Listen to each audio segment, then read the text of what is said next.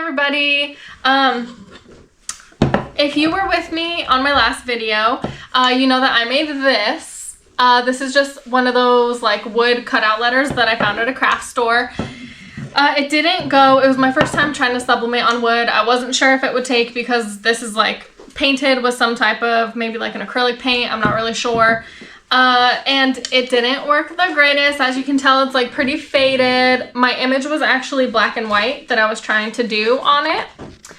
And you know, I felt like I was okay with it, but I've just been thinking about it over the last week and I really wanted to make it what I was trying to make it if I could. So I did do a lot of research, scoured the internet, and I found a possible fix for it. So today we have another one. And we're gonna try to sublimate on this one, the actual image, and get it to the colors, the black and white that I was hoping for. So just jumping right in, the fix that I found is laminating pouches. So the theory is I'm gonna take one of these laminating pouches, I'm gonna laminate it onto this tee before I try to sublimate my image. And it should give us like a material to actually sublimate onto. So fingers crossed it works. This is my first time. This is brand new. I haven't even opened it. So you guys get to either fail or succeed with me. So, all right. So I just need one of these pouches and I'm actually going to end up like ripping it basically because I don't need the whole pouch. I just need one side of it. So, whoa. These are crazy. Oh, okay, here we are. So we're just gonna go along the seam and open it up. Easy peasy. I just need one of these. So, okay, so we have our laminating sheet and now we're just gonna start to heat our heat press. We're gonna do this at 385. And we're just gonna do it for about 10 seconds, maybe 15, depends on if it laminates or not. So while that heats up, when you're doing this, you want the matte side to be down onto your material. You're gonna have the shiny side facing up. This is what you're gonna end up sublimating on. So while this heats up, I'm gonna tell you guys, as you can see, I have like a bunch of these prints. No matter how I tried to size this when I was printing it, they all came out the same size and I was so confused. But basically, like in your print settings, there's a section that says like I can't remember what fit to page. It was like fit to page, and then the other one was like actual size, and I had it on fit to page, which is not what you want. You want the actual size so that you don't have 27 copies of the same freaking thing. So we finally got our good, nice size. I did check it if it's onto the tee, so we are good to go. When we're doing this, you're gonna wanna have some butcher paper. That's 100% across the board. Every time you sublimate, you're gonna have butcher paper, so just buy some stock and get it. And then we're gonna have the tee on top of the butcher paper, and when we heat press the laminating sheet onto it, we are just trying to protect our pad right here so that the plastic doesn't laminate onto that. So before we go any further, we are gonna clean this off with a little bit of alcohol. I did test this last time. The alcohol does not affect the paint on the letter at all, so we're just gonna use a little bit of it. And this is just to make sure that there's no like dust or anything on it, and it sublimates nice and flat. Wipe that off. Okay, and we are good to go. Ew. Here you go. All right, so looks like our heat press is heated up. So again, butcher paper, letter, your laminating sheet, shiny side is going to be up, and then we're gonna have another butcher paper here. Again, we are at 385. We're gonna start with like 10 seconds and see if that does the trick. So, and then I do think obviously like we're gonna do the image on top of that, so it is gonna get extra heat. So I don't wanna heat it too much because I don't want it to like, I don't know if you've ever heated the laminating sheets, but if they get too hot, they kind of like curl in and they get like real bunchy. So we're trying to avoid that. but we'll just see if this, be careful because it is really toasty. It could probably use another second or two. Pressure. Yeah, so what you're looking at, you just don't want it to be like lifting off the sides. Just gonna put a little bit more pressure on it. Try to get it all over. It's my first time doing this, so we're all kind of just learning together. Okay. Oh, goodness gracious. That's a little bit better. I'm gonna let it cool a little bit before I try to mess with it, because you also want it to like adhere to that. So we'll let this cool down and we'll be back. All right, so we have our letter, we have our plastic on it. I don't know if y'all can, how good you can see that, but it looks good. The corners are not lifting, so we're just gonna go ahead and cut it now. So you wanna make sure that you're cutting on something. I have this like little rubbery board thing. Self-healing cutting board. Self-healing cutting board? Oh, cutting mat. I don't know what the heck that is, but that's what I got. So we're just gonna flip our little letter on there. And when you're cutting, when I do stuff like this, I just make sure that I'm kind of going in like a little bit at an angle so that you're right next to your material. This is a little toasty, so just be careful.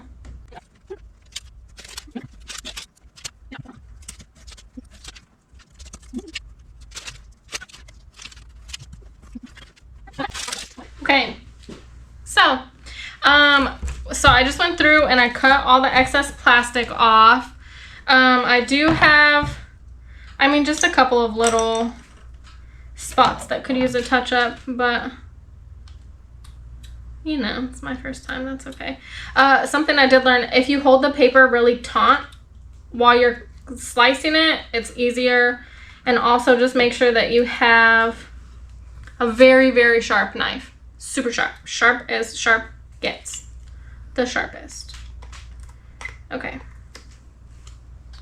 My knife was not very sharp, so it did not work. Okay. So it's gonna look a little something like this. Little shiny, little, okay. Looks pretty good to me. I'm just gonna go over it one more time with my rag that had the alcohol on it. I just wanna make sure I don't have any like wood particles, because there was a couple parts I kind of cut into that wood. So just gonna go there. All right. So next thing is obviously we're just gonna go ahead and try to sublimate. Oh, that's my little guy yelling at me. Okay. So again, you have your mat or whatever it is that's protecting your table. I'm gonna stick with the butcher paper because last time I did this, some of the ink like went everywhere. Okay, so you have your mat, got our butcher paper, we have our material, and then we have our beautiful image that we're gonna go on here. So I'm gonna get this centered up how I want it. There is, if you really felt like it, you could probably use some tape on this. Mine isn't, my image isn't like the exact size of the T, so I don't want to use the tape because I feel like I'm gonna get like markings and stuff on the side, and I want to try to stay away from that, but heat resistant tape is your friend. Okay, gonna go ahead with the butcher paper again. And then last time I did this, I did it at 385. I think this time I'm gonna go ahead and do probably 365. I just felt like 385 was a little hot. I'm gonna do 30 seconds. That's what I did last time, and that seemed to be pretty good, so yeah. Okay, so our heat press is heated, our image is on, and we're gonna go ahead and press it.